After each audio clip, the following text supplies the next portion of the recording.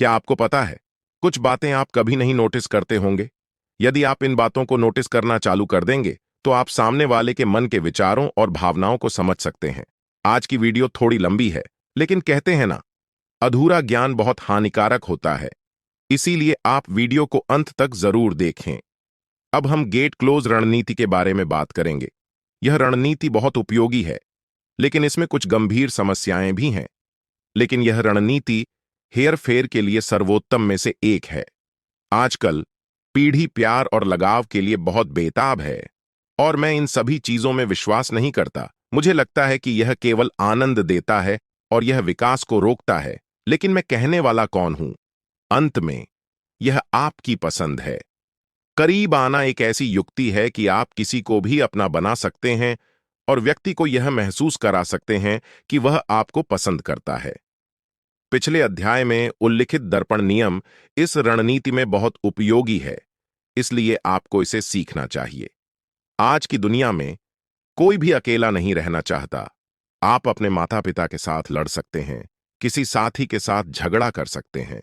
हो सकता है कि आप एक लड़की को पसंद करते हों, या बस किसी से दोस्ती करने की जरूरत हो। हो सकता है कि आप अपने शिक्षक की नजर में अच्छा दिखना चाहते हों, या वेतन वृद्धि या प्रशंसा पाना चाहते हों बॉस द्वारा कार्यालय। कुछ भी हो सकता है, और वह सब करना बहुत कठिन है। लेकिन अब इस रणनीति का ठीक से उपयोग करके आप सब कुछ कर सकते हैं। जो चीजें आप करना चाहते थे, आप किसी भी लड़की या लड़के के करीब पहुंच सकते हैं। आप अपने रिश्तों को मजबूत कर सकते हैं। इसीलिए यह रणनीति बहुत महत्वपूर्ण है, क्योंकि यह आपके जीवन को बहुत आसान बना देगी।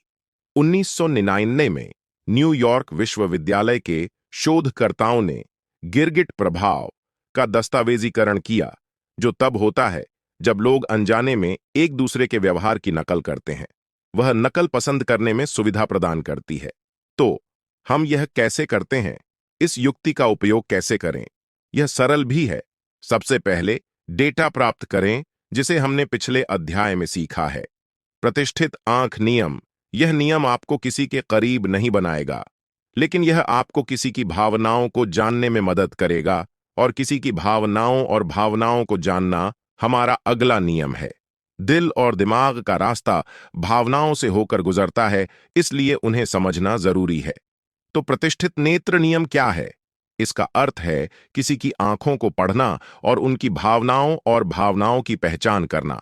आंखें रोकना। जब कोई अपनी आंखों को छुपाता या ढकता है, तो इसका मतलब है कि वह कुछ देखना नहीं चाहता है, या जो वह देख रहा है उसे पसंद नहीं करता है।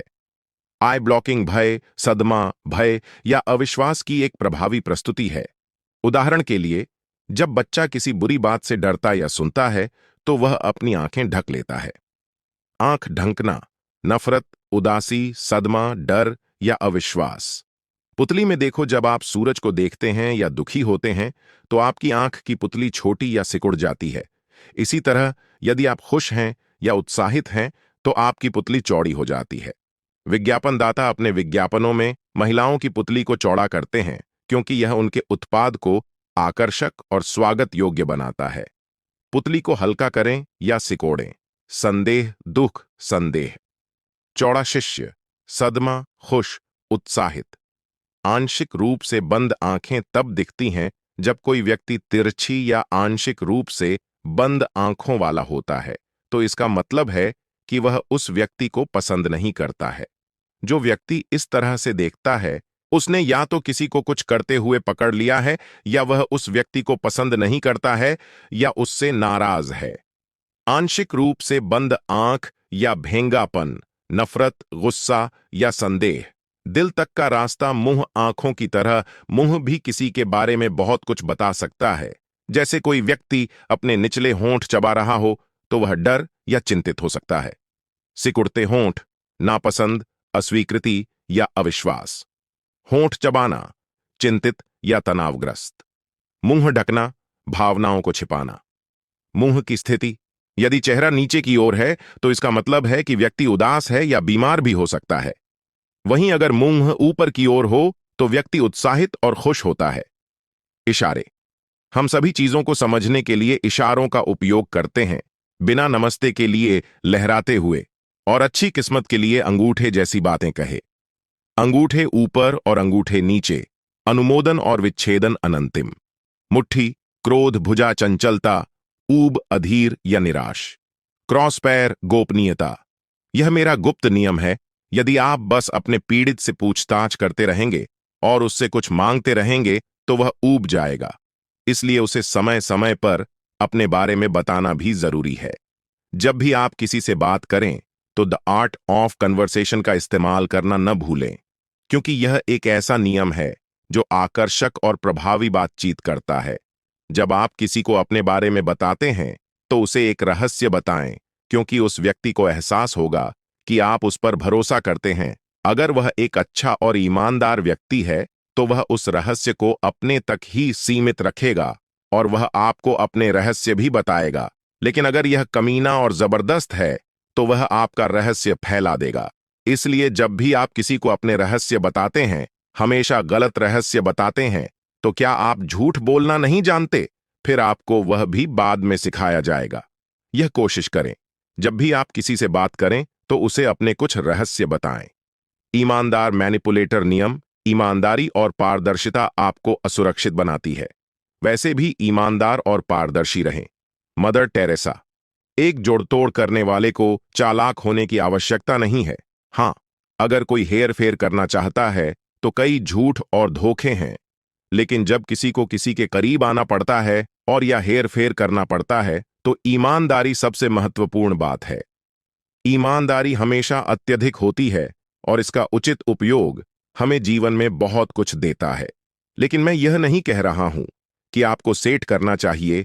हमेशा सच बोलने और ईमानदारी दिखाने से मानवता के लिए किसी तरह का निशान, क्योंकि अगर आप इतने कमजोर हो जाते हैं तो कोई भी आपको मूर्ख बना सकता है।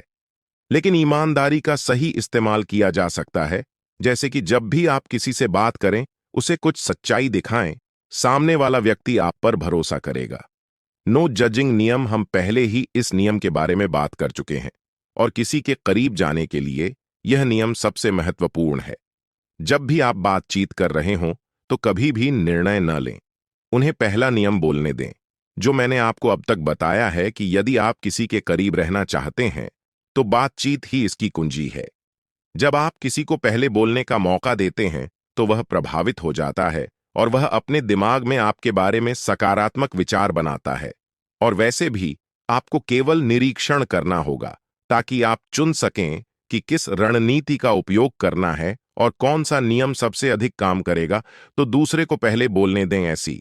और वीडियो देखने के लिए चैनल को सब्सक्राइब करें और कमेंट में नमो बुद्धाय लिखना मत भूलिएगा।